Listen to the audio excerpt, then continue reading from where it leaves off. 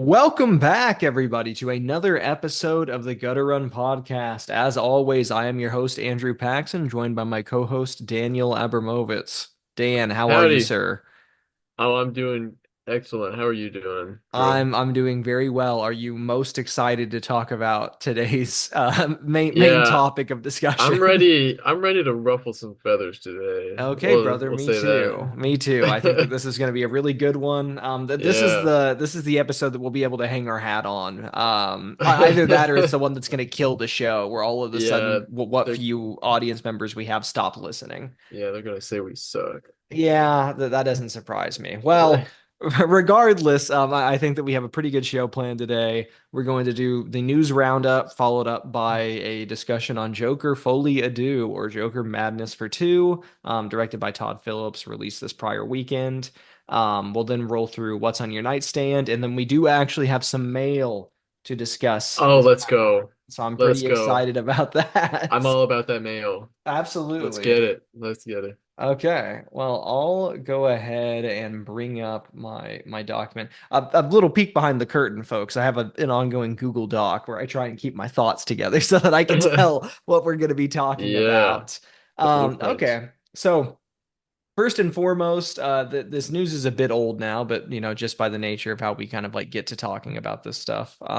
Chris Christopherson, country music legend, and I think most prominently for me when I was younger, Abraham Whistler from the like 1998 Blade film, unfortunately passed away at the age of 88.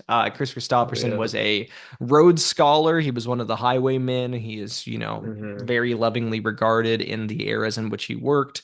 hmm By all accounts, just like a very stand-up individual.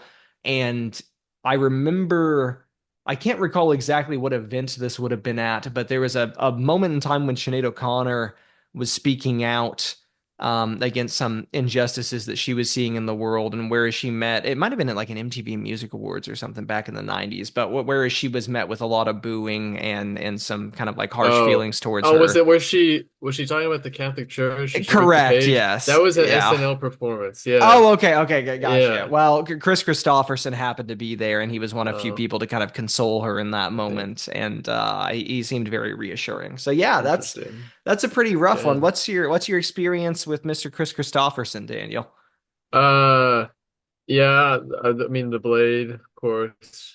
I know him from that, He's and surprisingly good in those it's movies, kind of right? crazy. Yeah. It's kind of wild that this outlaw country music artist is like in a movie about slaying vampires and stuff. It's awesome. Yeah, The incredible. Highwaymen are amazing. There's only one left now. Rest You in know, it's peace, man. honestly, it's surprising that Willie's the last one left. You would have thought he would have been the first one to go or Well, something because he's 100%, he's yes. wild. But Uh yeah. I had an ongoing bet actually with my father and my uncle actually about which of the highwaymen was going to be like the last remaining. Oh, And really? I thought for certain that Chris Christopherson was going to outlive the rest of them. Like Yeah. I was really Yeah. sure of that. hmm But no, I mean, such is life, time eventually gets us all, but he seemed to do hmm the most of what he could with his 88 years, and there's a reason why he's regarded as a legend in all the He circles. is So indeed. rest in peace, Mr. Chris Christopherson. You will be missed. Moving on to the first piece of comic book adjacent news. This is kind of interesting. So, per Variety, a Bane and Deathstroke team up movie is in the works for the kind of, James Gunn's vision of the DC universe. The article that I read did go on to state that those characters will appear in this film, but it's not necessarily like a buddy cop movie with those two. I Yeah. think that it's more that there is an ensemble feature being written that is going to involve Bane and Deathstroke. And if I had to take a guess, we're probably looking at something along the lines of like a Secret Six comic adaptation. Mm. Um, it's difficult. There are so many different like teams of villains. You have like what we talked Yeah, about Dark Avengers last week. We've talked about or at least probably referenced Suicide Squad at some point. Peter Parker and Spider-Man contend with the Sinister Six. And then yeah, yes, DC Comics has what is called the Secret Six, which is kind of a group of more or less anti-heroes that act at like within a vigilante capacity, but under the proviso that they are paid. They're kind of like they'll take care of your enemies if you can foot the bill, you know. yeah. Um I Secret Six is not exactly like a giant, comic icon of a group. I wouldn't say that most people Mm-mm. kind of know that off the top of their heads. So who's to say that it will really even be that? But yeah, if you're looking for an opportunity to introduce a fair number of established comic book characters in a tight span of time, Mm, you could probably do it through this, I think. yeah. I think I mean, people might not know about the six, but like they will know each character individually in the group. So, and Definitely. yeah, that could just be the means of getting them all together in a Yeah, thing. I So, would think so. The last time we saw Deathstroke in live action, I want to say, was in a post-credit scene for the theatrical Justice League movie, yeah, he which meets with Lex Luthor on Jesse. a yacht, Yeah, right? yeah. Um, I like so that was Joe Manganiello, who also played Flash Thompson in the Tobey Maguire Spider-Man movies. I like that guy a lot, and I thought that he was honestly pretty solid casting for that. It's unfortunate that Mm-hmm. we never got to see the kind of like realization of what Ben Affleck's Batman feature would have been, because Right. the idea was that that version of Deathstroke would have been kind of like systematically dismantling parts of his life and killing those close to him. Ben Affleck or it might have been Joe Manganiello several years later described it as like David Fincher's The Game except with Hmm. Batman, which honestly banger. Interesting. Like that sounds That sounds awesome, awesome. Yeah. So it's Right. unfortunate that that did not happen. Do you Hmm. what are your experiences, I guess, with like the Deathstroke and Bane characters? What are your point of references for that? Um, I don't really have anything for Deathstroke really at all. Bane, I know from just general comics. I Yeah. haven't read Nightfall, but like I know of it and I kind of know the story of it pretty much. And also, of course, Batman the Animated Series, Yeah. and then The Dark Knight Rises and Yeah, stuff like that. absolutely. So yeah. Um, I watched a lot of the animated like Teen Titans show as a kid. I want to say from like, Hmm. 2005-ish, but that had the like overarching villain in it was only ever referred to as Slade, and he was voiced by Ron Perlman, but he was the Deathstroke character. So that was kind of my Uh, earliest introduction to Deathstroke. For those that don't know, Deathstroke is a character named Slade Wilson, not to be confused with Wade Wilson, otherwise known as Deadpool. that's It's so it's funny. it is widely speculated that Deadpool is a pretty much like carbon copy of the Deathstroke character that was then just given an alternate personality and has since grown in Mm, popularity to kind of like eclipse, his original inspiration. But yeah, Deathstroke, Slade Wilson, one of the best assassins in the world, expert marksman, very tactical. Effectively a super soldier and frequently a Teen Titans villain, and I would say infrequently a Batman villain, even though over the years, for some reason, people have most associated Deathstroke with the Batman character. Um, Really cool looking costume. Not a lot in terms of personality. Like it's yeah, strange to me that they keep trying to hone into this guy to put him in feature films. yeah, But if James Gunn is involved and if it's part of his, new ongoing DCU, I think that that's pretty solid. I would be interested to know, we're supposed to be getting a Batman that is already established. So does that then mean that this Bane would have broken Batman's back at some point in the past, I don't know. That's So, another kind of point of contention for me. yeah, So there's a lot up in the air. It's very malleable at this point in time, I think is yeah, probably how I would frame this. But I would say generally I'm looking forward to this as a concept. I like to see those characters, and I'm just excited for really anything to come out of this new DC yeah. universe. I just want to see stuff. Like, get it out fast, Well, please. we don't have to wait a whole lot longer. I think Creature Commandos, which is technically the first Hmm. the first part of the DCU established under James Gunn to be like, produced and actually released. That comes out in December and it's an Okay. animated Yeah. series. Yeah. And it's pretty much like if you took, again, speaking of kind of like a team of antiheroes, I guess, creature commandos are oftentimes like characters of myth or those that have lapsed into the public domain, like Yeah. a Frankenstein or a Bride of Hmm. Frankenstein. Hmm. And they are put on a team together to ultimately do the dirty work of a organization like Argus. Hmm. Very akin, I think, to a Suicide Squad. And I want to say that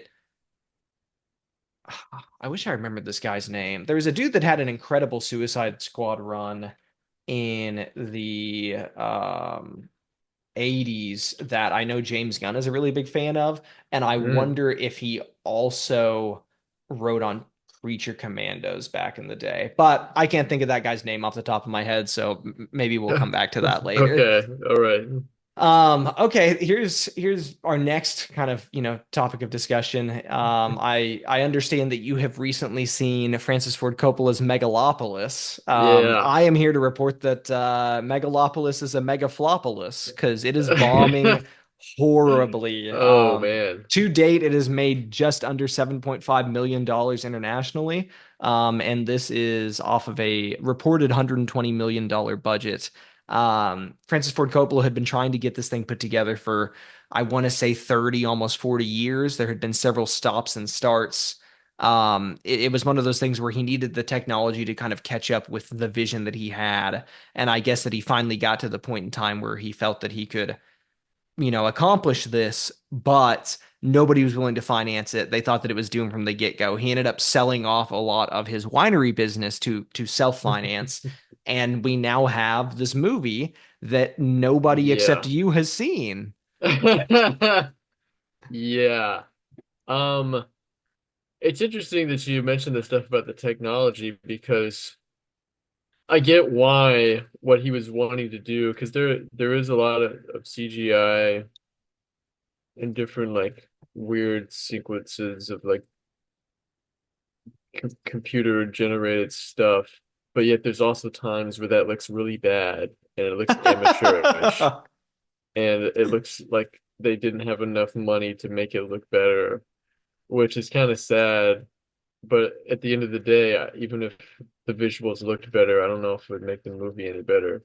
It's okay, so it's not a good movie. I'm just Okay, gonna all lay right. it out here right now. It's not a good movie, but it's weird and it's not what I expected, really. I don't think. It's a it's a very thinly veiled commentary on, you know, present day United States politics and like just kind of sort of capitalism and commercialism. I don't know, but it's the way it's written is just so weird and it's almost like Tommy Wiseau's The Room. It's like the Oh dialogue is wow, okay. so like weird and on the nose, but like it's funny. It like I don't know if he wrote it intentionally that way or if he didn't and he was like being serious with some of the stuff. I don't it's just it's just such a weird tonally it's just not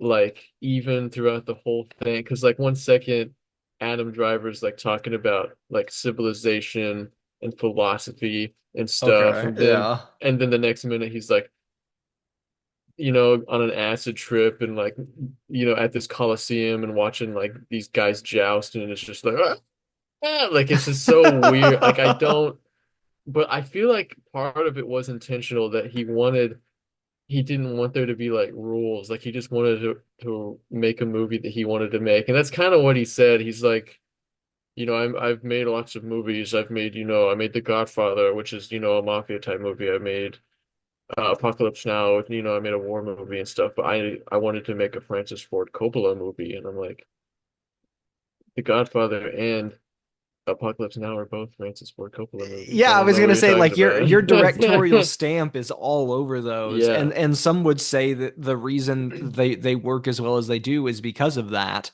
So yeah. it's strange to me that he then goes, "Well, this one's just for me." Does it feel at times that it is very Like, has he self-inserted as the I feel like Adam he's Driver I character? think so. Okay, all I'm right. pretty sure. Because from the outside looking in, this seems to me like you have a man of the arts that is deeply passionate about his craft, but has been told repeatedly over the years, no, you can't do that. No, we won't put the money Yeah. up from this. No, this is a bad idea. No, no, no. And then he finally goes, well, I'm going to write and direct a film and I will self-finance it where I have a character that is effectively me that is told that he can't do things, but then he does them and everything works out perfectly. But I haven't seen the movie, so I That's have no kind way of to how it actually gauge goes a that. little bit. Interesting. Okay. So really, Uh, best case scenario is that this movie also then would have performed super well at the box office, because then he would have really been able to be like, look, it's exactly what I said it would yeah, be. I don't.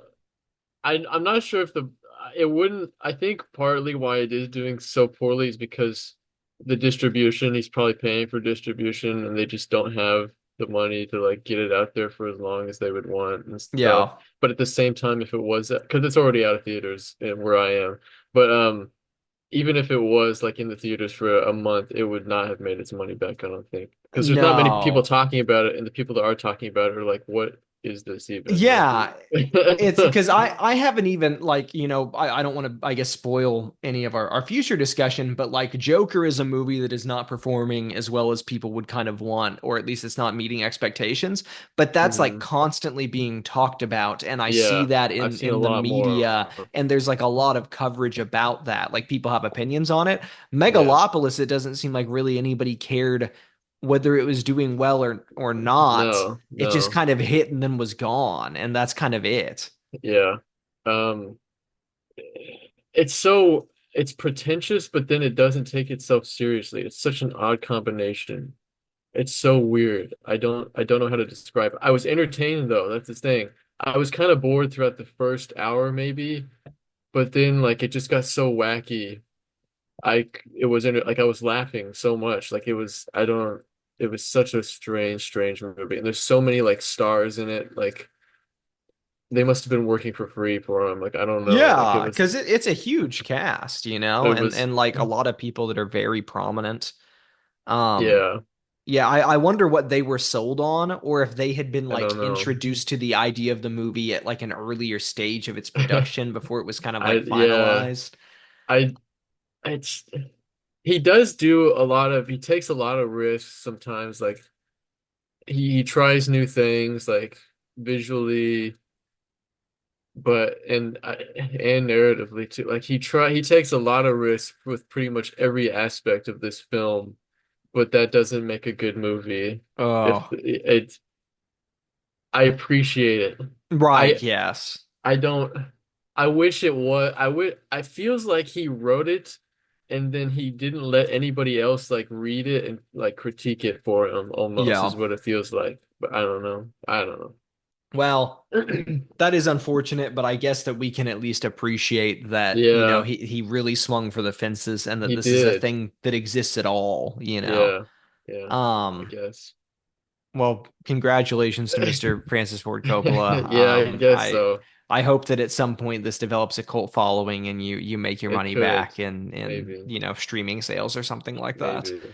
Our fourth point of discussion for news roundup this week, there was a second trailer for Nosferatu, which is the upcoming Robert Eggers gothic horror feature. Stars Lily Rose Depp, Aaron Taylor Johnson, Nicholas Hoult, Willem Dafoe, and Bill Skarsgård as the titular Count Orlok, the Nosferatu. You've seen this trailer, yeah? Yes. What did you think?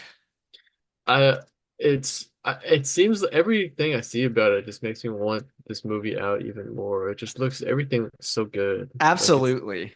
I love it. It looks like a real like artist's film in Yeah, it does that look I think yeah. Robert Eggers is a guy that has kind of built this rapport in Hollywood where people trust him to work on the features that he does. And he's not really doing blockbuster like big budget filmmaking. They're normally modestly budgeted, incredibly well shot, directed, and acted features that are Yeah. like exactly the vision that he had for them, which Yeah. that part alone is like the most exciting for me. So it was interesting that he gets off the Northman and then goes, you know what? I love Nosferatu. I want to do this story justice in the modern day. And he also, in any time that he is asked about it, talks about how like the idea of the Gothic vampire has not really been frightening since probably like the 70s at the latest. And Yeah. he's like, I want this to be a scary movie. I want people to be like genuinely frightened by it. Um, Yeah, yeah, man, I think it looks great. I it looks love kind of like these fantastic. these deep blue hues and how kind Hmm. of like, darkly saturated everything is. I I think that the love cast the looks terrific. shadow of the hand over the city. That's like my favorite thing. That I love shot that. alone has more sauce in it than like most movies I've seen in I probably the last know. 5 years. And it's so for the folks that have not watched the trailer, you definitely should check it out. But it is presumably a kind of like metaphor for the coming despair that the Count Orlok character brings when he traverses across the seas and gets to London. But you see the shadow of his hand, like, larger than life, looming over an entire town, and then it almost Mm. seems to like fall into it, like it's ink like bleeding into the town, and then it like becomes the streets of the city. It's Amazing. incredible. It's It amazing. looks so good. Yeah, I'm incredibly pumped for this. Other folks that do a comparable thing to ourselves, aka just sit in a room and talk to each other about movie trailers, might have skipped this one because maybe they're not about this. But yeah, I couldn't go a day without hyping up Nosferatu even more than I Heck already have. yeah. Really, really pumped for this. Yeah. But without further ado, I think that it is now time Oh to my. step into our main topic. All right, everybody, welcome to the main topic. Today we are going to be discussing Joker Folie Adieu, directed by Todd Phillips. I think written by Todd Phillips and a ongoing writing partner of his. It stars Joaquin Phoenix, Lady Gaga, Harry Lottie, Zazie Beetz, Jacob Laughlin, Brendan Gleeson. I mean, a lot of like very well established, prominent actors and actresses that wanted to be in this movie, that probably believed in the idea of it since the first one had performed so well. And I would Hmm. say what was genuinely quite liked. Um, Let me just read you some stats real quick, Daniel, because I just want to kind Yeah. of frame this to the best of our ability. Okay. So we got Rotten Tomatoes score currently, critical score of 33%. That's The so it's crazy. Yeah, that's crazy, right? The audience score is pretty much exactly on par with that, with the standard deviation and maybe plus or minus 2%. IMDb score is a 5.3 out of 10. The Metacritic is a 46%, and IGN gave this a 5 out of 10. Okay. Oh, by the way, that co-writer was Scott Silver, so I thought that I would just throw that in Yeah. since I neglected to mention him a second ago. Um, okay, Daniel. I guess without spoiling anything, can you summarize this movie for me? Um, I'll start by saying better than I expected because Okay, because both of okay. us, I think, were not thinking that this is going to turn out to be too good. You had said it might be Joker piece of poo I on did the say last that. one, Yes, so that's a legitimate quote of mine. I did not have tremendously high expectations, and of course, the yeah, closer we got to kind of countdown of that opening night, the more negative press I had seen and read about it. yeah. Seeing the trailers, I didn't think it was going to be a good movie, and I thought that I knew exactly how it was going to go just by seeing the trailers. I thought they had revealed everything to me, and I thought it was gonna be one way. And I don't know if maybe it was intentional that they released trailers in that way to make us think that one thing was going to happen and then they do another. But it's it's subversive of the first movie, I would say, and it's a more original movie than the first movie, like Agreed. 100%. 100%. And it I don't know how to get into it without getting into spoilers necessarily. Okay, I folks. Yeah. So don't. this is going to be a really difficult one to discuss at length without kind of including some spoiler material. So here's what I think we're going to do. This is a direct follow-up to the prior film.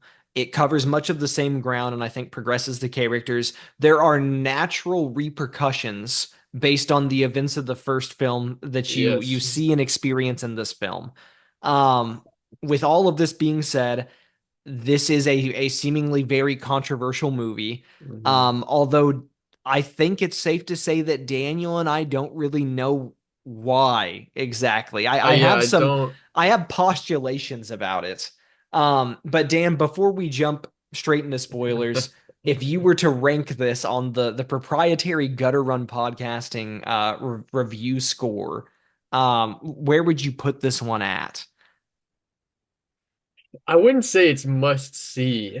I don't know if I would declare it as that, but it is a beautiful movie. It's one of the more beautiful movies I've seen in the last few years. Just like the production of it. Like Yeah.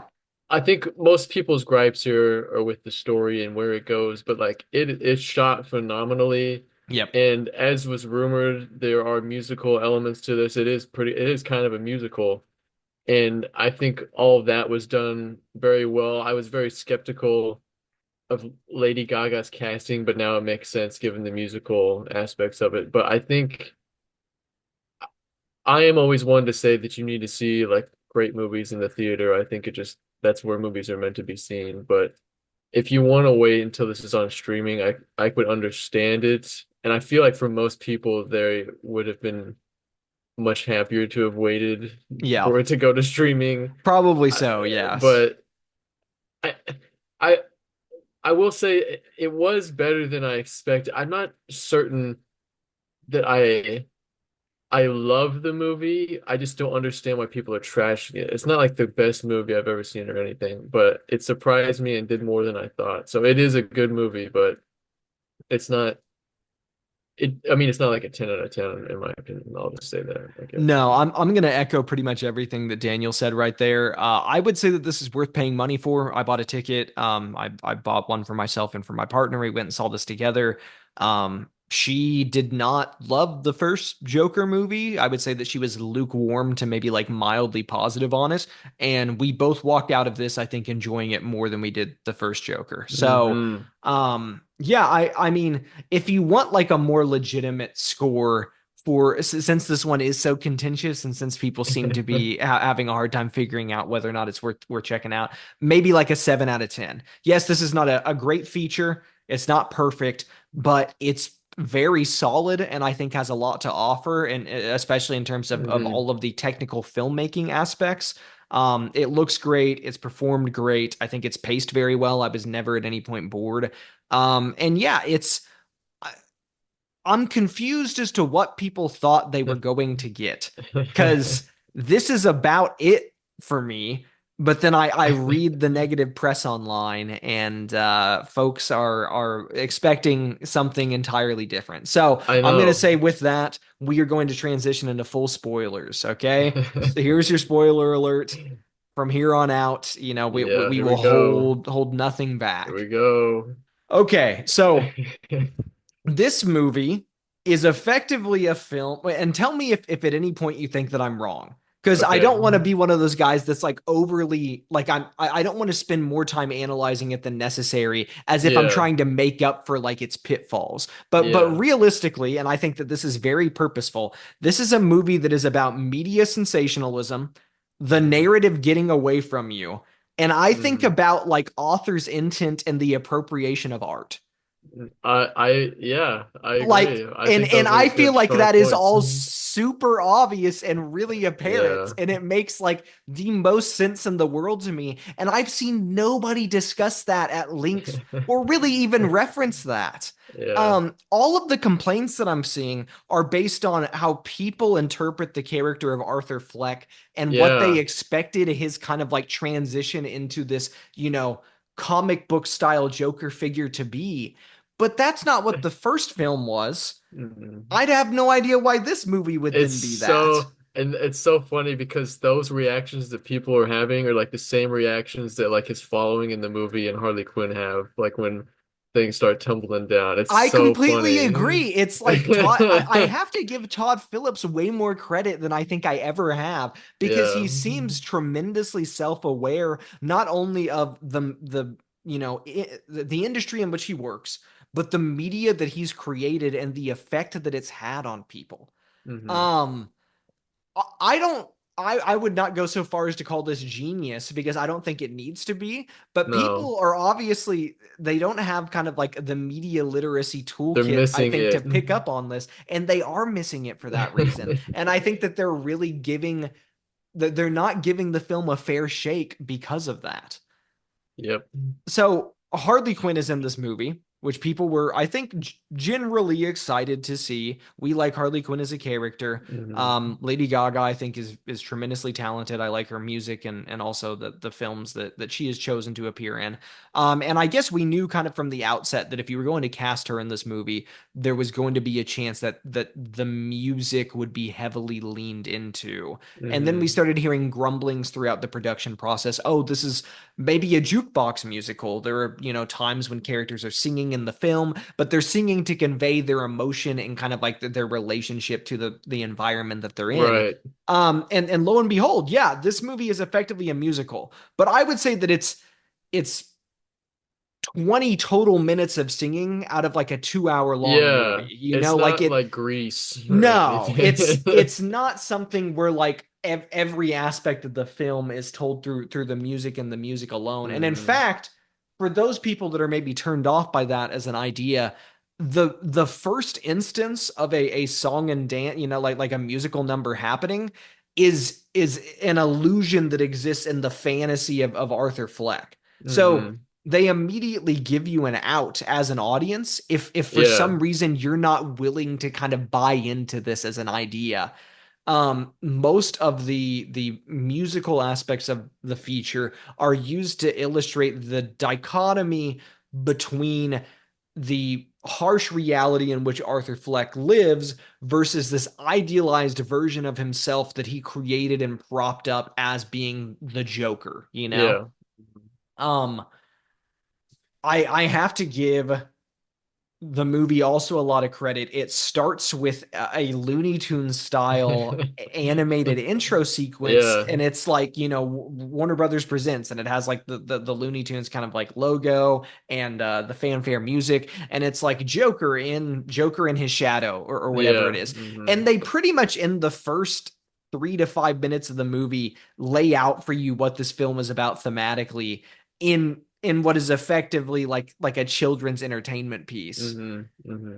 And I thought it was terrific. I really, I've really seen enjoyed that. the friends I went to go see it with did not like it. I've seen a lot of people online talking about how they didn't like it, and I'm like, I don't understand. It sets the mood, it sets the tone, it sets the time period as Yes. well.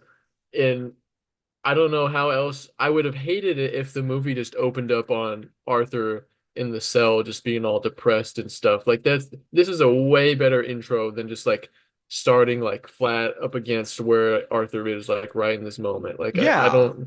No, I don't understand why people don't like it, but I whatever. completely agree, and I think that a lot of it probably does have to do with what are you interpreting from the media that you're watching. So like Yeah, when people sit in a theater and they see this introductory sequence, are they picking up on what it is trying to tell them yeah. and what it conveys for what you'll experience in the rest of the film because it Hmm. foreshadows a lot of the ongoing discussion about multiple personality disorder. Is Arthur Hmm. Fleck a victim of circumstance? Did he have a psychotic break? Like the movie treats these characters in the period in which they live Yeah. with a level of realism that you don't often get in comic book adaptations, which I Hmm. guess if you're somebody that is a diehard comic book fan, yeah, this probably isn't for you. Hmm. But also you presumably knew that from the first Joker, like this is That's what not, I was thinking. yeah, I was like, why people are so upset that Arthur Fleck didn't become the Joker from like the comic books, like the Clown Prince of Crime in this movie, but like that's not what we were getting in the first one anyway. Like we weren't getting that. Like ever. Like I don't know No. why they thought that. I don't They didn't know. set up for that, and at no point did anything about the development of this movie tell me, oh wait, they're actually going to backpedal and decide like retroactively that this Arthur Fleck character is going to be Yeah, the true to form Joker. that's what Um, I was afraid of going into it. I was afraid yeah, that that's I what they were didn't going to want that do. Yeah, because it wouldn't make sense as a natural transition for that no. character or for this world, which is Hmm. why I think I much prefer that this is effectively it's a character study, it's a psychological drama, and it is like legal procedural at Yeah. points in Hmm. time, you know? Um, something that I do deeply appreciate. So obviously they have strayed from comic canon with the Arthur Fleck slash Joker character, which Hmm. again we already knew that. I mean, Arthur Fleck is not the Joker in the comics. In Yeah. fact, that movie takes a little bit of a few different proposed origins for the Joker, but it's not Hmm. true to form for any of them. Like it's No. very deliberately different. Yeah. However, and this is probably going to frustrate some people. I think this interpretation of Harley Quinn might be the most like authentic to the source material that I've seen since the Ooh. Mad Love television episode aired. Oh. And Ooh. look, Very that's gonna, interesting. yeah, I was gonna say that's gonna frustrate some people. So I had recently bought, I think it's called like the Batman Adventures like giant, you know, a hardcover omnibus. And it Mm. features everything that was originally published in the comic line that was the continuation of or the expansion of Batman the Animated Series. And it includes Mad Love in there. Mad Love, Harley Quinn actually introduced in the cartoon, then built out into the comic book, and slowly over time has become this kind of like very iconic, significant character in DC Comics continuity. Hmm. But in that comic, they're able to do things there that maybe weren't so cool in a children's cartoon. Now, obviously, Batman the Animated Series would allude to more adult content, but I wouldn't Yeah. say that it was anything that, you know, like your parents would bat an eye at. But Yeah. the heavy implication in Mad Love, as it's written on the comic page, is that Dr. Harleen Quinzel effectively, for lack of a better term, used her good looks and her charm to get herself through her medical school and through grad school as well, so that she could get in the room with Joker because she believed that she could profiteer off of like writing a tell-all book about this, you know, unique criminal Hmm. mind. Okay, That's very so interesting. her idea was that I have this obsessive kind of infatuation with this personality type, and I want to effectively appropriate that for my own, you know, well-being Yep. and financial gain.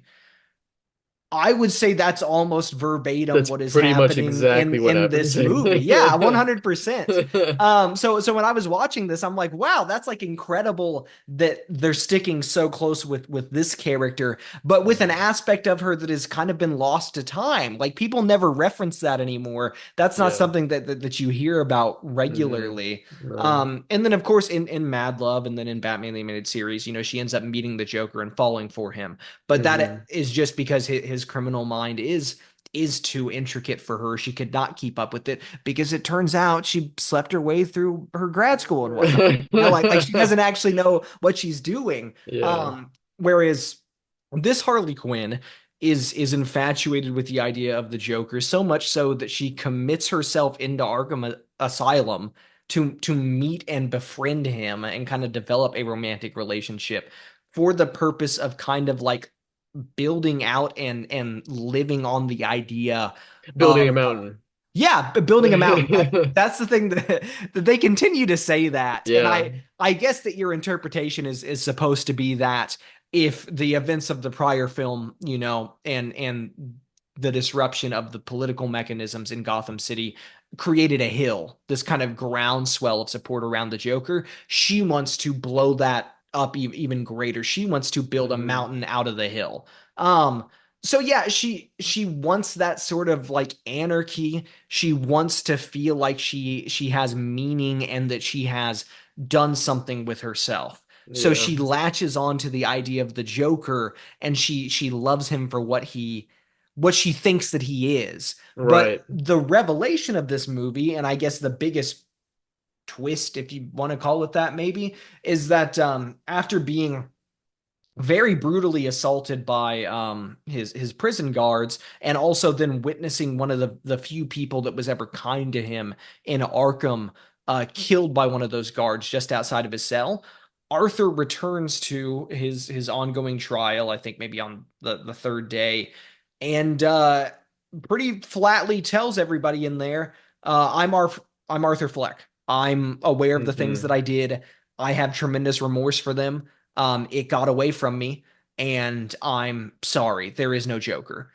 Uh, and yeah, I mean, in terms of just like, I wasn't expecting that Me in this neither. film, but I liked that I wasn't expecting it. I liked that I was Yeah. given something other than what you could guess just by Hmm. kind of like knowing what you do about the character. Yeah. Um, we then get and I guess this is the part of the movie where, I think about the narrative getting away from you, or kind of like the author's intent being taken, incorrectly. It Hmm. turns out that there is this groundswell of support around Joker as an idea, and they want to dismantle the system, but they're also like, they're idiots. They don't actually know what Yeah. they're doing. No. Which reminded me a lot actually of the January 6th kind of like Capitol riots. You have like a lot of Hmm. people, in this echo chamber that become disillusioned with the government, with authority, and they have a Hmm. figurehead that they can kind of rally behind, and then they end up doing these things that they think are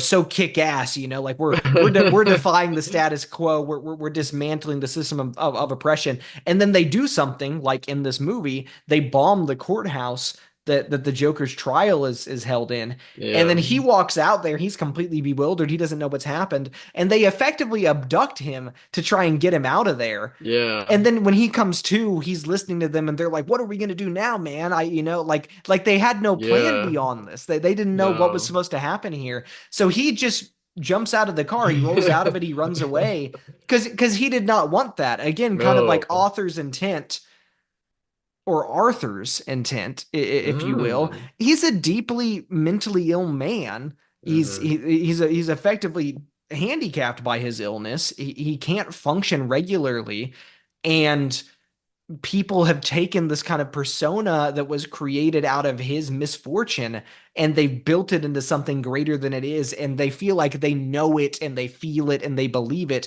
but it's not at all what Arthur ever intended. No. um Mm. is this not good? Like, is It's this not good. good It's really storytelling, good. It's really Like, good. I don't understand. I think people dislike it because it did subvert their expectations and they wanted the other thing. They wanted what the people in the story wanted, which is yeah.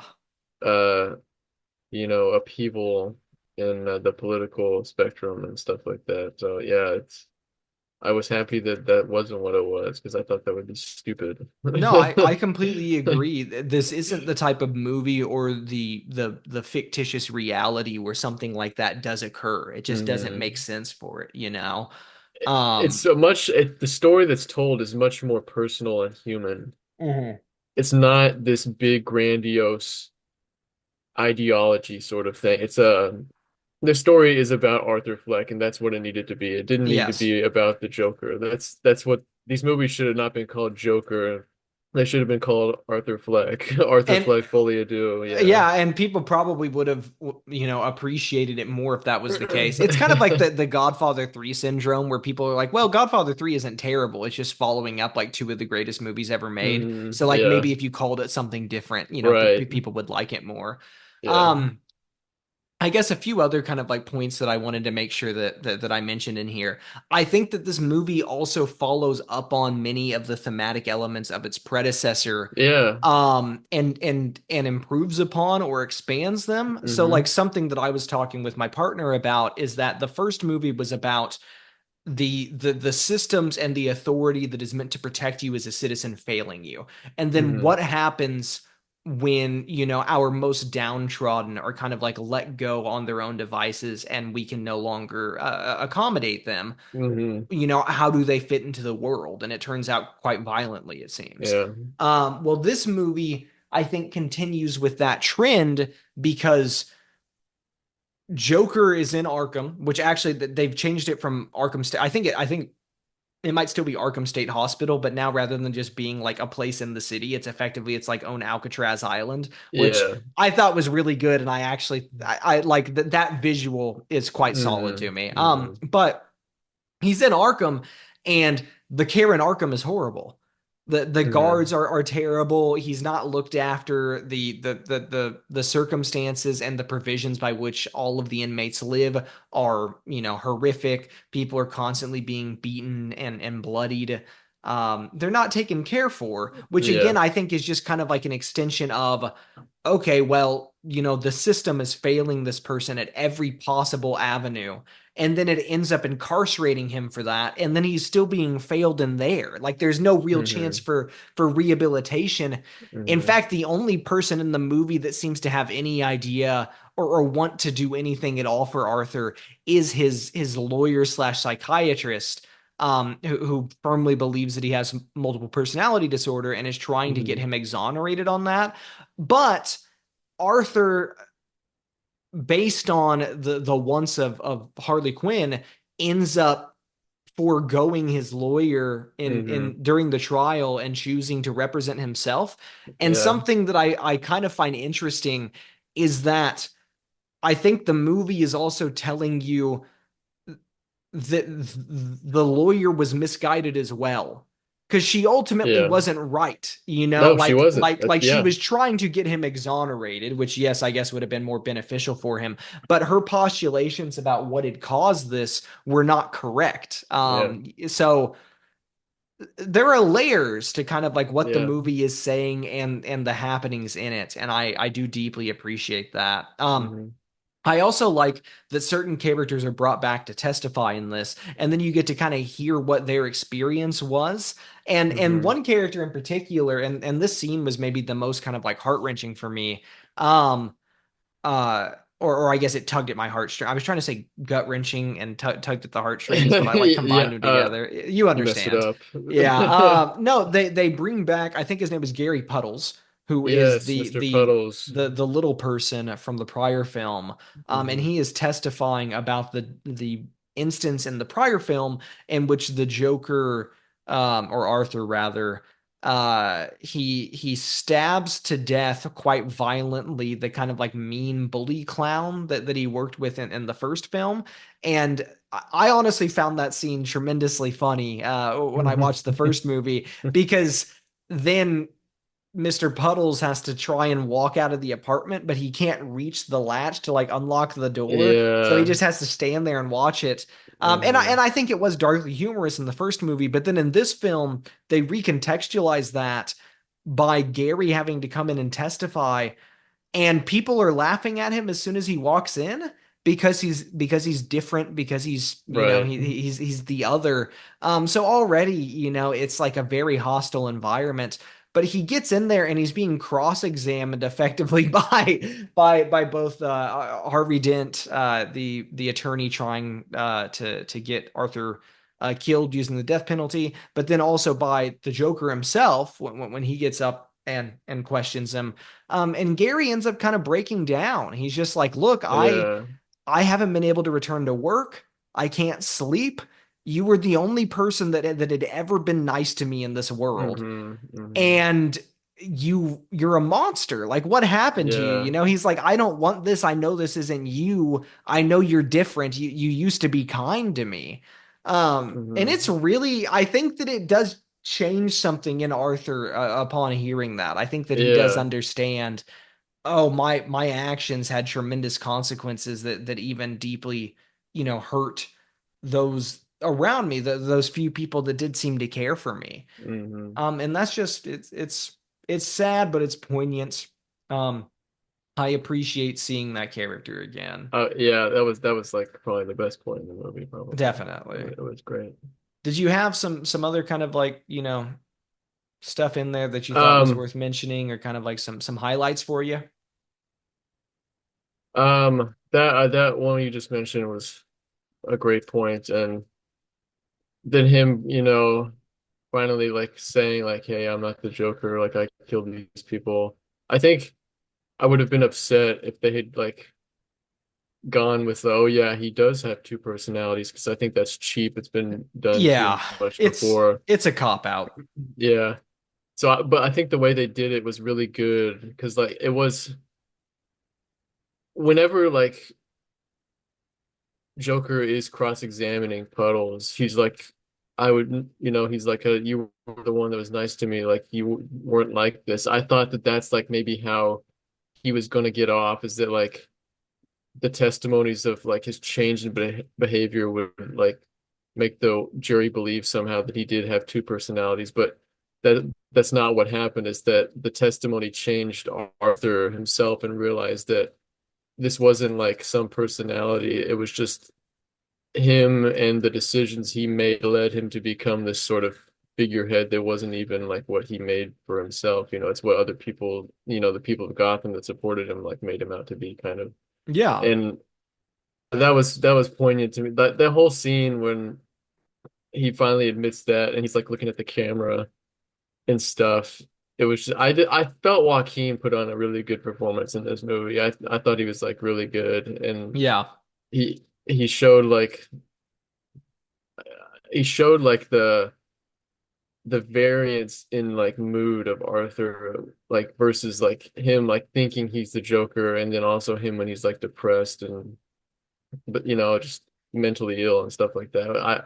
I thought he was really good in this movie. I don't know if he'll win another Oscar for it or anything, but I thought that was really good. And then the musical aspects of it, I thought they added to the movie. Like I agree.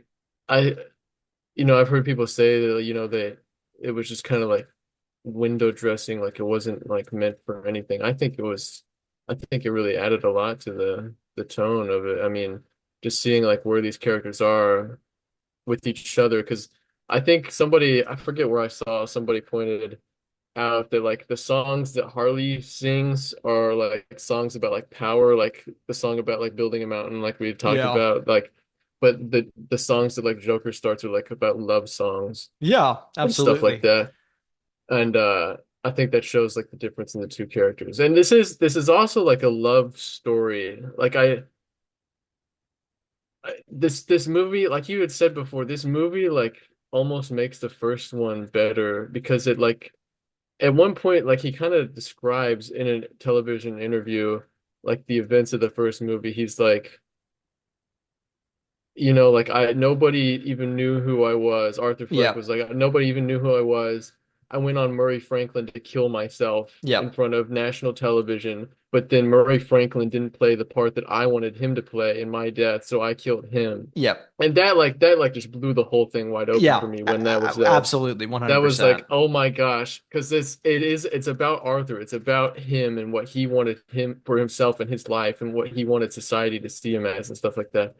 And then I think he wanted then to die, like at the start of this film, like when they say they're seeking the death penalty.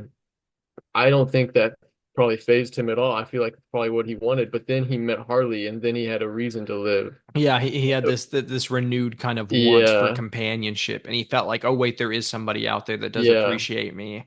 And and then lo and behold, she doesn't really, which I is know. very unfortunate. That's that's the thing about this. I really like this movie until the very end. It's not that the end isn't fitting necessarily, but it's just incredibly depressing, because like Druid said, like he escapes and these people like effectively kidnap him, but then he doesn't like want to join this like Joker cult movement thing, so he just runs away from him. But then he does meet Harley again on the Joker stairs Yeah. and is like, "Hey, let's run away. Let's just forget all about this." And she doesn't want any part of him anymore, because No, which is he's no longer the strange. idea she had. Yeah, and she had earlier told him that she was pregnant. And then I didn't remember if that had been followed up on or if she just I foregoes apparently that. I think apparently when they had that conversation on the stairs, it's implied that it was another lie she told Okay. him, Well, I that think. makes sense. That was my head canon, if you will, but I couldn't Yeah. remember if it had ever actually been stated. But Yeah. I had found it even stranger if that was not a lie, and yet she was still Yeah. like, but the child that grows in me now is not Mhm. it's not what I wanted. I was like, Yeah, God, that's pretty harsh, yeah. but no, okay, well that makes more sense then. But yeah, and she's singing at him, and I think that again, this is kind of like if you want to sum up this movie in like, 30 seconds worth of scene work. It's in Lady Gaga's Harley Quinn having forsaken Joker singing at him. Not singing with Yeah. him, singing at him Singing at him. Yep. in reality, in his actual experience. And he keeps asking her to stop. He's like, I don't want Hmm. to sing anymore. This isn't what Hmm. I want. It was so sad. This isn't who I am. Oh my gosh. I thought that you had planned all of this for us. I thought that we were going to be together. I wanted all of these things. And then she's like, you're just not that guy. I And then know. she gets up Ugh. and she walks away. And I'm like, so that's what this movie is about ultimately. Yeah. Like it's Hmm. it's it's the fan and audience perception of the media that they consume, the characters in it, how they take it and they run with it, and they oftentimes bastardize and build it into something other than what it is. And then Yep. when they're confronted with reality, they can't handle it and they Yeah. they They break throw it it. away. Yeah. Yeah, absolutely. Yeah. I have one major gripe with this movie that I think does actually keep it from being like a great film for me. What Um, is that? because it's enough for me to like have to seriously reconsider my likeness for it. And that is it's not that Arthur Fleck ends up being killed in the movie. Because again, I don't think that in fact, I'm pretty sure I told you maybe last week that I was expecting Harley to kill him and kind of like Yeah. Yeah. supersede slash take his place. So that alone does not bother me. It is the person that kills him and how telegraphed it was that was going to happen. So you see this guy twice in the movie. To my understanding, I can't think of any Hmm. other time that it happens. You see him at the very beginning of the film in the kind of like mess hall common area that the inmates sit in and watch the television when Arthur hears that they're going to try for the death penalty. And you get a lingering shot on this random guy in the background with no name who you had not been introduced to. And immediately I'm like, that guy's going to kill him at the end of this movie, right? That's what's going to happen there.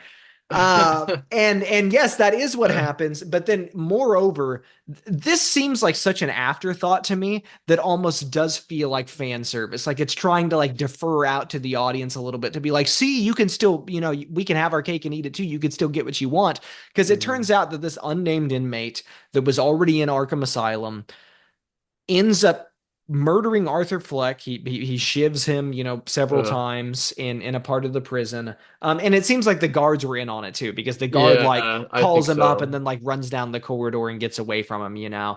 But he walks in there and he tells him a joke. And it's a joke about a psychopath and a clown. And he talks about the psychopath and the clown meeting each other in a bar, and the psychopath being like, "Oh, I used to love to watch you on television. Can I buy you?" I think he says something like, "Can I buy you a drink?" And the clown's like, "Well, you can buy me anything, as long as you're paying for it." It's not really. I don't. The joke itself did not stand up to much scrutiny, I don't think. Although I'm probably misremembering it. But then the punchline of the joke is, okay, well then the psychopath tells the clown, "You get what you fucking deserve," or I'm gonna have to bleep that out, I think. And That's then okay. he ends up stabbing Arthur to death, and you close the movie with slow pan on Arthur's face as the light is kind of like fading from his eyes. But you can see in the background that Yep. that guy, he begins laughing, and the laugh grows and becomes maniacal, and he takes the same shiv that he used to stab Arthur and he cuts the corners of his mouth. And I go, oh, Yeah. this is the stupid shit that I used to read on like Reddit I know. in the evening, where people Yeah. were like, what if Arthur's not actually the Joker? The Joker is going to be someone else that ends up taking the mantle or was inspired by Arthur. And you have this dude in the back cut his mouth open. He's the real Joker. He's the one that's eventually going to contend with Batman. This universe doesn't work that way. The reality that you No. built doesn't make sense for a Batman to even exist in it. So why are you going Mm, to close your movie with I don't some dude know. It would have been fine if he murdered him. That's cool. Like I said, I expected him to die, but for him to kill Arthur and then cut the corners of his mouth and be laughing and refer to himself as a psychopath, it's so on the nose and obnoxious. It's Yeah. the worst part of the movie. I I didn't know necessarily where it was going to end. I think for me the perfect ending for him would him just being executed, because then it would kind of have been him dying on his own terms, because he admitted, that he killed all those people. Yeah. That he admitted his own guilt, and then that would just be the end of his life.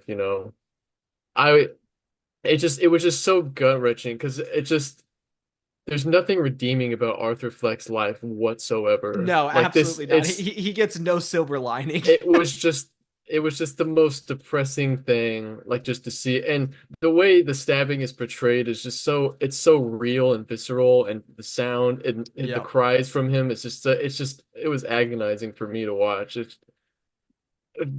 I mean, I wasn't necessarily happy with. I mean, I was happy that he had decided to, like, admit his guilt, and, like, he had come to terms with himself as a person, I feel like, in the courtroom finally.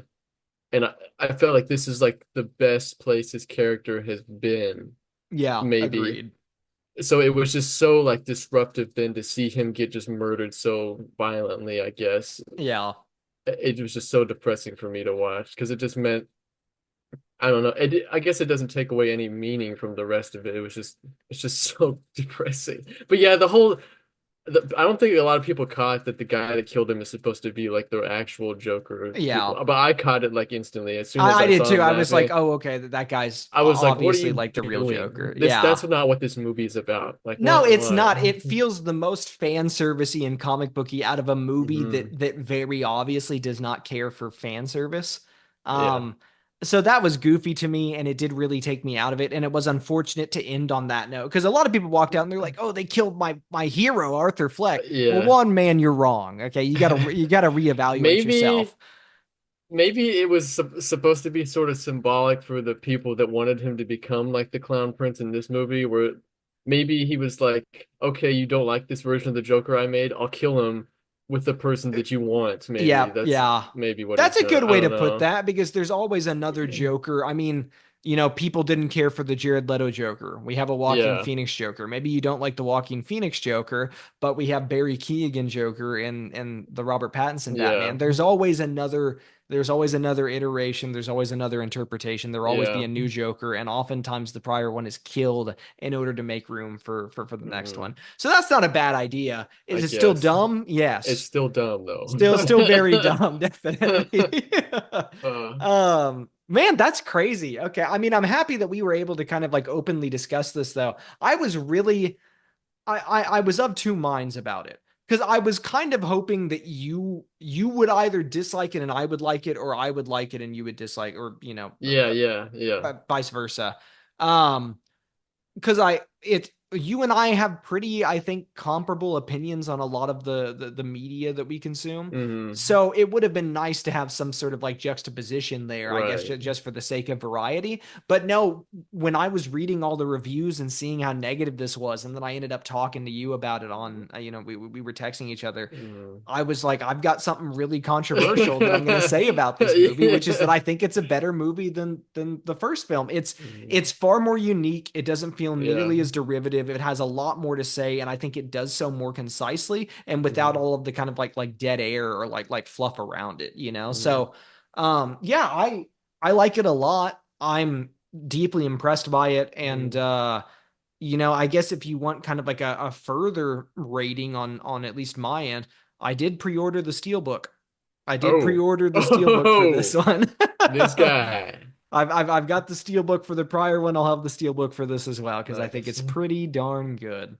Nice. All right, Daniel, you got Uh, any further thoughts about Joker Madness for two? Maybe one more thought is, I had said that Coppola had taken a lot of risks and done some crazy stuff in Megalopolis, but to ill effect. I think Todd Phillips took a lot of risks with this film, but to good effect. I think they were implemented expertly, and it wasn't over the top, and Completely agree. Yeah. it was very artful and tasteful.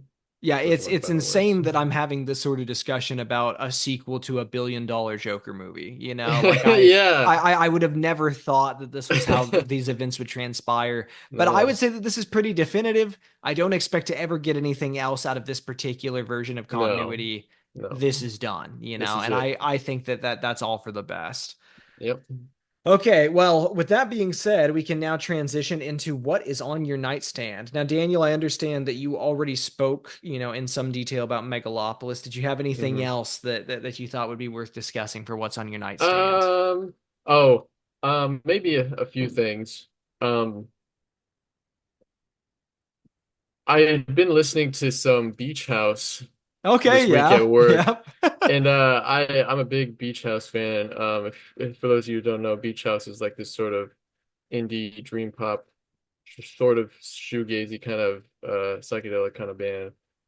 They make a lot of electronic music, but they also use analog instrumentation too. But I had always been of the mind that Myth was their magnum opus and that was like the best that they had to offer. But it turns out their whole discography is just great. Oh, So okay, awesome. this isn't like a new revelation to me, but I had listened to Depression Cherry and then before, which is the album that came out after Myth, and Yes. I had been of the opinion that Depression Cherry was the lesser of the two albums between the two. I thought Myth, was Interesting. like blew it out of the water. But then like as I was just listening, I had listened to it, years before and I had already realized, oh wait, they're both awesome. But I was Yep. just listening to it again this past week and I was like, man, these guys are fantastic. I don't think I've ever skipped a Beach House song. I even listened to the most recent album, which came out like a couple years ago, and it's still like really good. Like they just everything they put out is just really great. They don't miss it. It's entirely No, bangers. I'm yeah. not a Beach House fan to, I think, a comparable scale to Hmm. yourself, but my favorite Beach House album is Bloom, and I think it's Oh yeah, great, and I yeah. love it, and I think that Troublemaker and On the Sea are just like On the tremendous, Sea. Wait, tremendous songs. I think I messed up. I think I was calling Bloom Myth. Wait a minute. Let me see here. But Bloom has the song Myth Yeah, on it, yeah. so I yeah, was just thinking of the first song. Yeah, Bloom is what I was talking about. Yeah. Okay. Yeah. Bloom's a banger. Bloom is awesome. Bloom is Yeah, awesome. absolutely. Yeah. No, that's well, I appreciate your musical tidings and the Of things that you share with me there because it keeps course. me up to date. Mhm. Um, I read, which I think I had maybe mentioned last week, Batman: The Long Halloween, The Last Halloween, issue number Oh yeah. one. This is Jeff Loeb, and unfortunately, Tim Sale could not produce the artwork posthumously. Mm. We wouldn't expect that of him. Rest in peace. But Mhm. we do have Eduardo Risso with Dave Stewart and Richard Starkings. Look, there's only one issue out. I think it's going to be maybe 10. I don't think it was the full 12, but also I want to say more than 8. But this is a sequel to Batman the Long Halloween, technically a sequel to Dark Victory as well, because at this point in time, Batman and Robin are thoroughly. I don't know if I would go so far as to say thoroughly established, but they are working as partners in that capacity. So Mhm. it's a Batman and Robin book. And the kind of impetus for the story is that several years have passed since the original The Long Halloween. Um, Batman and Robin are continuing to do what they do best. And all of a sudden in town, there is a copycat holiday killer. And it may or may not have something to do with the returning Falcone heir, Mario Falcone, Mhm. who was, I think, featured briefly in the original The Long Halloween, but maybe left town and kind of like got out before all the bad stuff happened. But he's back in town. Some bad things start happening, and then also Jim Gordon's young son James is abducted, and they don't know where he's gone. Um, I would say, though there is definitely a big hole that has kind of been left in the story due to the passing of Tim Sale, Eduardo Risso is doing the absolute best job that he could at replicating Mhm. that style while also Yeah. staying authentic to himself. It looks great. The colors are great. The inks are Awesome. fantastic. And I think that thus far, the intrigue alone is interesting enough for me to step back into it. I think Okay. that Jeff Loeb has done a very good job. And I don't know if this is because maybe his writing is not the most dynamic, but it seems very akin to the time frame in which The Long Halloween was what was Yeah. originally published as well. Like it's very pulpy, it's very noir. Okay. It works for the story that's being told. So yeah, Cool. I will definitely continue to check this out. I thought that that was definitely worth reading, and I enjoyed it a fair amount. My So I should pick other, it up. Should I pick it up? I don't. It's tough because it's like I'm probably going to be reading it in single issues because I am intrigued with the story and I want to. Mm, But also, I would say in pretty much any event, the best way to read and interpret comic books is once the story is all done and you can kind of like blow yeah. through it together. So Yes. my recommendation would be like, yes, if you're a person that regularly reads single issues, it is 100% worth picking up, and I think that it would be a a valuable addition to your pull list. But this story, assuming that it keeps to the same standard that it's at now, will best be read and appreciated in a collected format. All right. So maybe wait until then, Okay. it's hard to Okay. say. All right. Um, the only other thing that I kind of have is a topic of discussion here. I watched the Salem's Lot remake on HBO Max. I checked that out yesterday. I don't have a ton to really convey. I thought that the performances were good. I appreciated the members of the cast. I thought that Alfre Woodard and Lewis Pullman in particular were both like very impressive. But there's nothing in it that made me go, "Oh, this is terrific. I need to go out and like tell everybody about it." It Okay. seemed like a really fun, kind of like silly popcorn horror movie. Now, there are moments in it that are genuinely frightening. Like I think that it handles the horror well, but it doesn't take itself overly seriously, Yeah. which I think works to its benefit. But also, like, I don't know that this was a movie that would work super well in a theater. It's probably actually best watched at home and maybe while Okay. you're doing something else, like cooking, perhaps. Um, so if I were to rate that one, I would probably say, best seen on someone else's dime, or probably more Gotcha. appropriately background noise.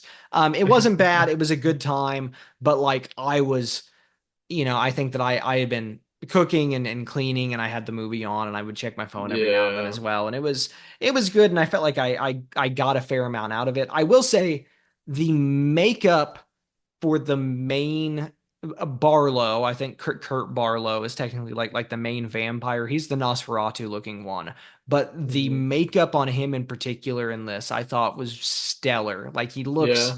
he looks great and very intimidating, and Cool. you see him quite, at least for the first maybe like hour and a half of the movie, you see him in only like limited, lighting, and Hmm. it's quite frightening. So I'm happy that they kept that same general design and didn't try and like reinvent the wheel there.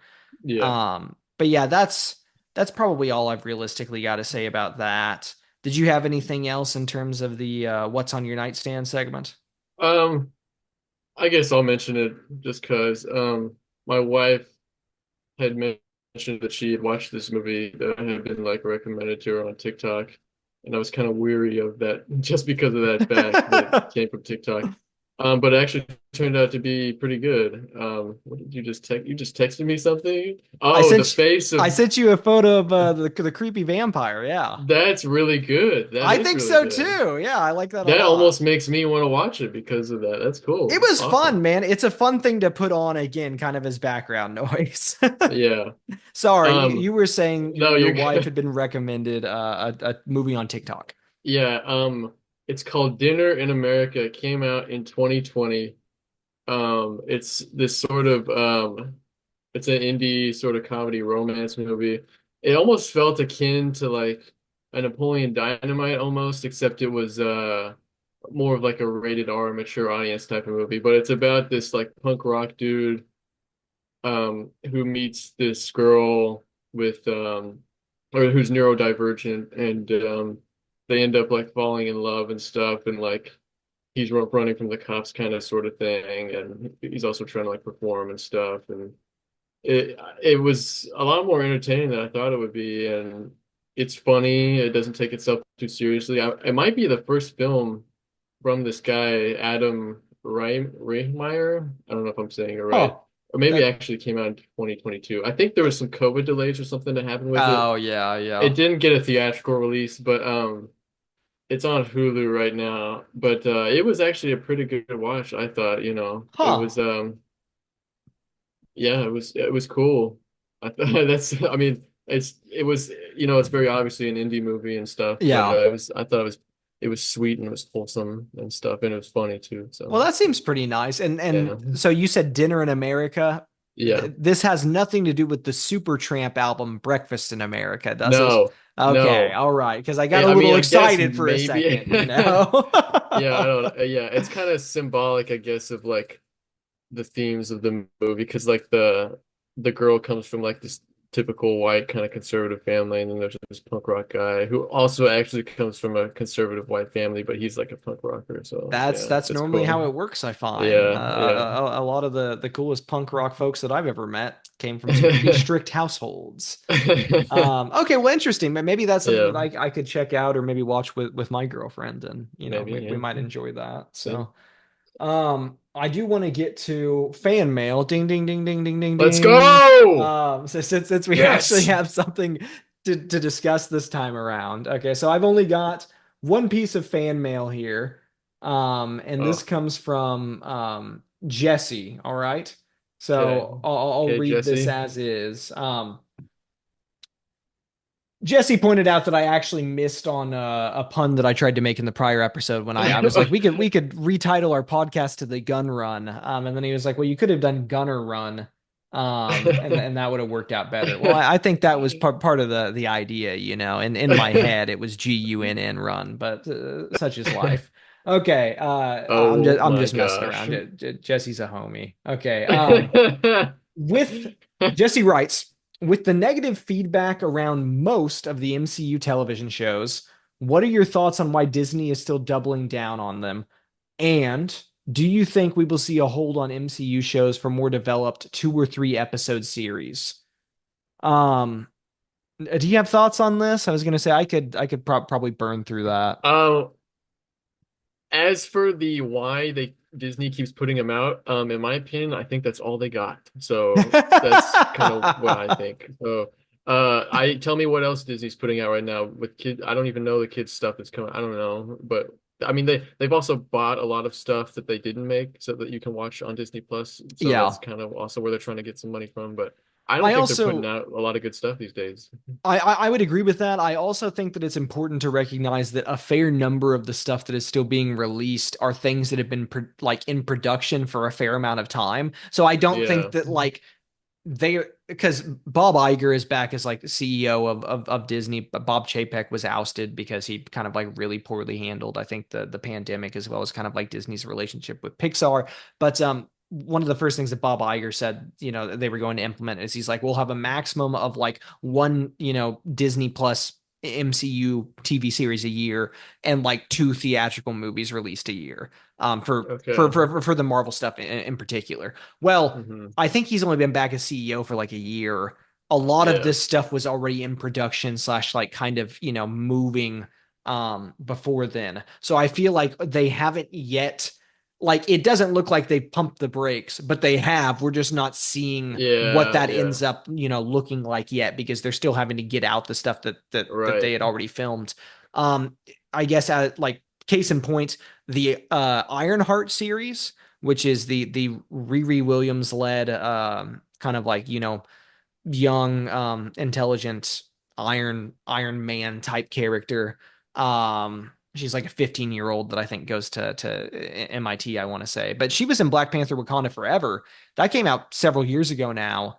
Her series I think filmed 2 or 3 years ago now. We still haven't seen it. Like I don't know Yeah, when yeah. that's coming to Disney Plus. So that's a thing that's just kind of been like waiting out there in the void. Hmm. So I guess I don't know to give you an answer. Yeah, I think that Daniel's correct in that they don't necessarily have a lot else to offer in terms of like original programming, and a fair number of the things that they are still putting out are stuff that had been filmed several years ago that have been through Yeah. post production and have kind of been like waiting on a shelf. Um, Jesse also asked, do you think that we could see a hold on these kind of like long form MCU television series for maybe a more developed 2 or 3 episode series? Yeah, I definitely think so. I actually think Same. that the that they called them, I think, like Marvel special presentations, but that's what like Mm, Werewolf by Night was last October. yeah. And I thought that that kicked all sorts of ass. Like I really, really enjoyed that. And yeah, that was like one kind of like, hour long special. You don't have, Mm, a full season of television for it. They get everything across that they want to in that like one moment. I think that it would be likely that you would see that kind of like short form entertainment being leaned on more moving into the yeah. future. Hmm. Um, give Jesse also requests that we give a quick top five of the series that are out. How many of these have you watched, if any? I think like none of them. Okay, I awesome, watched awesome. some. I watched some of WandaVision, and I watched I think a little bit of What If, but Okay, okay. I think that's about it. So I guess this is kind of tough. So I guess just the shows that exist in the MCU. Okay, let me put this question on my back, Daniel. Don't even worry about it, brother. Okay, so I'm gonna go.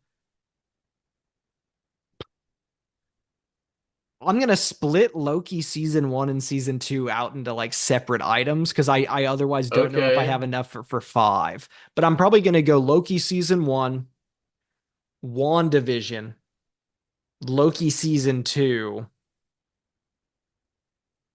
What If, and then Falcon and the Winter Soldier. I didn't watch Miss Marvel, so I don't know a ton about it.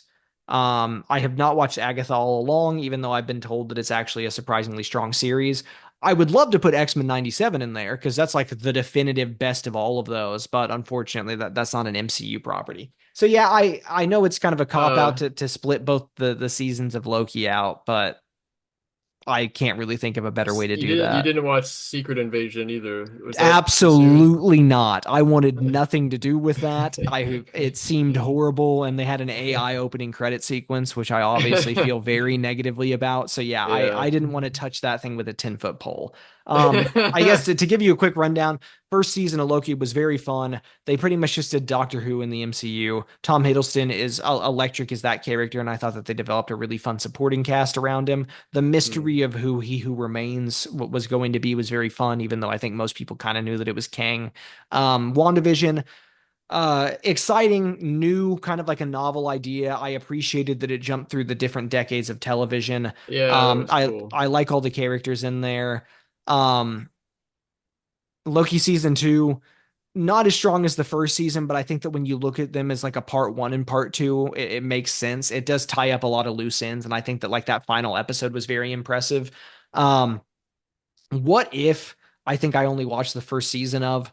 I have nothing against it. It seemed pleasant, but honestly, I prefer more of like a comic style what if rather than like what if blank changed in the MCU. Like they seem kind of like Yeah. uninspired ideas and they're Yeah. limited by that. Although there was a Marvel Zombies episode and we're now getting a separate Marvel Zombies animated television series. So that's cool. I'm all for that. Cool. Yeah. Falcon and the Winter Soldier, I think there were bits and pieces of that were very solid, but otherwise disappointing to me. It felt like they were really just spinning their wheels. We didn't need a full series to document and catalog whether or not Sam Wilson would take up the mantle of Captain America. We probably should have just been like, hey, since Steve Rogers gave him the shield, the next time you see him in a movie, he's Captain America. Like that's I Yeah. really didn't think that you needed. We There didn't was that need. one point though where John Walker, aka U.S. agent, decapitates that dude with the shield like in broad daylight. That was badass. That was really cool. I like that a He lot likes that. actually. Yeah. Um, Jesse also says that he speaks quite highly of Agatha all along and thinks that it's a pretty fun show. Um, he expects that people are going to be very angry about season two of The Last of Us, which I completely agree. And he also mentions that the further he gets away from it, he feels that Andrew Garfield's Spider-Man is, kind of like above the others in some capacity. He Interesting. says Amazing Spider-Man through No Way Home, like so I guess like the 2012 film leading up to his inclusion in No Way Home, like really consistent and like fleshed out character arc there. Hmm. Okay. And he hopes that if the MCU brings in a Miles Morales character, that they really, kind of like hit a home run with that and they're able to do it competently. Yeah. Yeah. Um, Jesse also says, love the podcast. Keep it up. Best part of my week. Thank you, Jesse, That's for the kind awesome. words. We do really We appreciate it. love The you. fan mail does Yeah. the fan mail does keep us going, and it's very kind. So yeah, thanks for writing in, man. Feel free to do so anytime that y'all want. Again, that email is gutterrunpodcasting@gmail.com. While I have a moment, Daniel, we put out a But poll. well, hold on. I want to go back to what he was saying about the Amazing Spider-Man, just Oh real yeah, quick. yeah, absolutely. My Um, apologies. what is your favorite live action Spider-Man movie? Spider-Man 2, Tobey And Maguire. absolutely, yeah, I knew Yeah, that. That's 100%. also It can't be mine. anything else, right? That's also mine. Yeah. But yeah, I think since seeing the Tom Holland movies, I think the Amazing Spider-Man movies have maybe gone up a little bit in my opinion of them. Agreed, which it makes me feel bad to say that because I think Tom Holland is a very strong kind of, he's an excellent choice for that Yeah, role, but yeah. he's not being written in a No, capacity that I think like it's not his behooves fault. him. No, Yeah, it it's really, not his and fault. it's unfortunate. Mm, Um, I like the guy a lot. I hope that we have better features with him in it in the future. yeah. I love the Tobey Maguire Spider-Man films. I understand that the third one is not, particularly great, but I just felt like he was the most kind of like earnest and authentic of those characters. And it Yeah, felt the closest to what I wanted out of like a comic yeah. adaptation of Hmm. Spidey. With that being said, I don't look at Tobey Maguire and go like, oh, that's Spider-Man though. Like No, no, there's a lot of kind of room aesthetically to build your ideal Spider-Man. I think Tom Holland might be closest to it, but he also still seems to have this kind of like swagger and charisma that ultimately I huh? didn't expect Peter Parker to have. At least not Yeah, high school Peter Parker. If it's like yeah. mid 20s Peter Parker, or if he's, like already married to Aunt May, that's different. Like then, yeah, he could Wait, be a knockout. married to Aunt May? What did you just say? I meant married to Mary Jane. I apologize, folks. We've been talking for Yo, a while and the brain pause. is not it's not functioning at maximum capacity, okay? That's awesome. Um I also wanted to mention while I had an opportunity, Hector also emailed in again. He did not ask a question this time. He suggested that for the Halloween doubleheader, we should cover, I think it's Scary Godmother's Halloween Spooktacular, which was What like is it's like an early, like computer generated looking animated feature that I used to watch when I was a okay? kid Oh, on like the really? Cartoon Network. So Interesting. that's the only actual suggestion that we've had thus far.